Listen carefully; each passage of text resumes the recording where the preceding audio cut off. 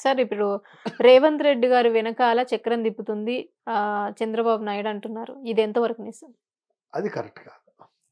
ఇప్పుడు ఎందుకంటే రేవంత్ రెడ్డి గారు చంద్రబాబు శిష్యుడిగా, చంద్రబాబు ఆయన ఓపెన్గా చెప్తాడు. నాకు తెలిసి తెలుగుదేశం పార్టీ రిజైన్ చేసినప్పుడు సీతక్క నేను కానీ మాకు చంద్రబాబు ప్రాణం, మాకున్న పరిస్థితుల్లో మేము రిజైన్ చేసి వెళ్తా ఉన్నారు తప్ప ఒక్క పళ్ళు మాట కూడా మాట్లాడలేదు వాళ్ళు ఎవరు కూడా. మా రాజకీయ అంశాల కోసం మేము పోతున్నాం తప్ప ఇక్కడ టీడీపీ గెయిన్ అయ్యే పరిస్థితి లేదు కాబట్టి కాంగ్రెస్లో అయితే సర్వే కావచ్చు అని వెళ్తాం చెప్పలేరు తప్ప ఒకటి. ఇంకోటి ఏంటంటే కాంగ్రెస్ కంటే అధిష్టానం ఉంటుంది. కాంగ్రెస్ అధిష్టానం ఏదైనా ఉంటే చంద్రబాబు అడ్వైజర్లు వాళ్ళేం తీసుకోవచ్చు తప్ప ఇక్కడ ఈయన ఎందుకు తీసుకుంటాడు? ఈయన ఇండిపెండెంట్గా ఫంక్షన్ చేస్తాడు.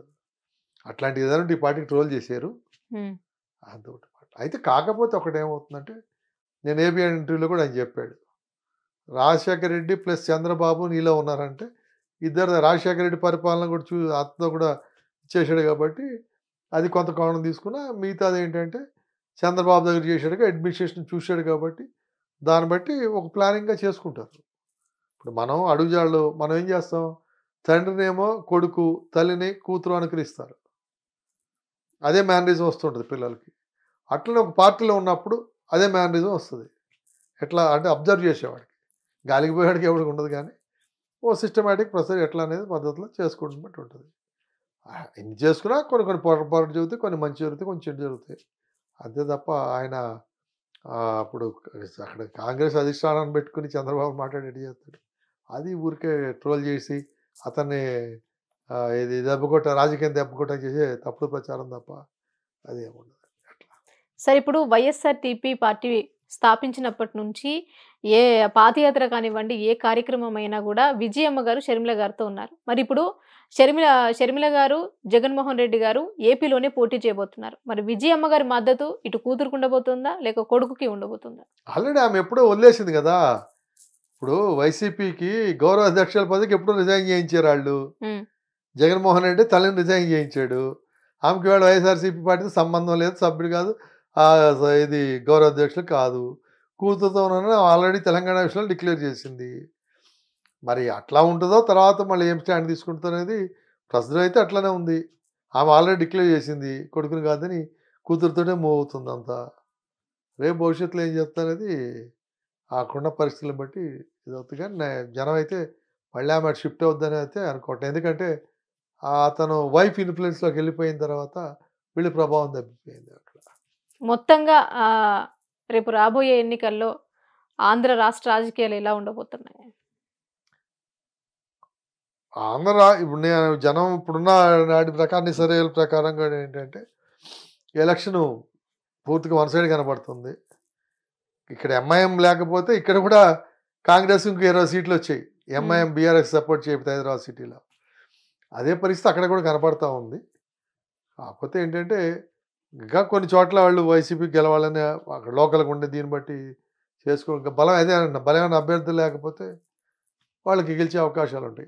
ఎక్కడైతే బలమైన అభ్యర్థులు పెడతా వాళ్ళ అభ్యర్థులు మార్చడానికి కూడా ఏమవుతుందంటే వాడి మీద యాంటీ ఉంది కానీ ఇంకోటి పెడతా అంటే వాడికి 2 రకాల ఉపభ్రష్టత్వం అవుతుంది. మంచో చేయడం వాడిని పుల్లప్ చేసుకునే ప్రయత్నం వాడికి ఇవ్వాలి తప్ప కొత్త వాడిని తీసుకొచ్చి వీడు ఎందుకు చేస్తాడు? ₹1 ఖర్చు పెట్టాడు, వాడిని పెట్టుకోమంటాడు. ఇప్పుడు ఉన్నవాడికి ఆ కాన్స్టిట్యున్సీ మీద ఒక గ్రిప్ ఉంటుంది. ఎన్ని పోలింగ్ బూత్లు ఉన్నాయి, ఎన్ని విలేజ్లు ఉన్నాయి, ఎన్ని మండలాలు ఉన్నాయి, ఎక్కడెక్కడ ఎంత ఓటింగ్ పర్సెంట్ అనేది ఒక అవగాహన ఉంటుంది. ఇవాళ హైదరాబాద్లో బీఆర్ఎస్ గెలవడం అదే కారణం. వీళ్ళు 6 నెలల ముందే బూత్ కమిటీలు వేసుకున్నారు. కాంగ్రెస్ వైఫల్యం అదే కారణం. అది అనాలిసిస్ చేసుకోమని కాంగ్రెస్ వాళ్ళు. కాంగ్రెస్ గురించి మాట్లాడే వాళ్ళు కూడా తెలుసుకోవాల్సింది ఏంటంటే ఇప్పుడు ఫర్ ఎగ్జాంపుల్ 2 చెప్తా. షేర్లింగంపల్లి ఉంది, 7 లక్షల ఓటర్ అంటే దాదాపు 670-680 పోలింగ్ బూత్లు ఉంటాయి.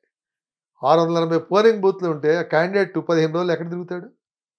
అసలు 680 బూతుల్లో నువ్వు పోలింగ్ ఏజెంట్లు పెట్టుకోవాలంటే నీకు టైం ఏది అసలు? కనీసం అంతకుముందు ఇన్ఫ్రాస్ట్రక్చర్ ఏముంది నీకు? టీఆర్ఎస్ క్లియర్గా ఉంది. గత 10 ఏళ్ళ నుంచి కూడా వాళ్ళకి ఇన్ఫ్రాస్ట్రక్చర్ ఉంది. వాడు బూత్ కమిటీలు నాకు తెలిసి బీఆర్ఎస్ పార్టీ ఒక్కటే పోలింగ్ స్లిప్లు పంచింది హైదరాబాద్లో, మిగతా ఎవడో పంచలా.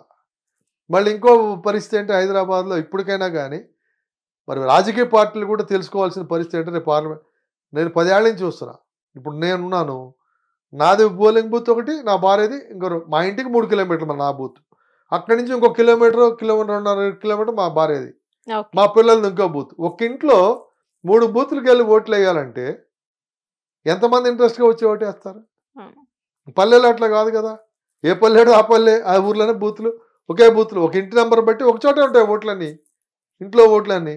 మరి ఇంట్లో ఓట్లు, ఒక ఇంట్లో ఓట్లు 4 ప్లేసులు పెడితే హౌస్ నెంబర్ బట్టి వీళ్ళు సరి చేయాలి కదా.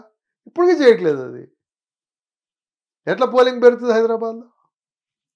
పోలింగ్ బూత్లు నీ ఇంటికి 3 కిలోమీటర్ల దూరంలో పోతే ఎలా పోవాలి? పోలింగ్ బూత్ అనేది కనీసం వాకబుల్ డిస్టెన్స్ అన్న 1 కిలోమీటర్ రేడియస్లో ఉండాలి తప్ప 2-3 కిలోమీటర్ల రేడియస్లో పెడితే ఎంతమంది పోయి ఓట్లు వేస్తారు?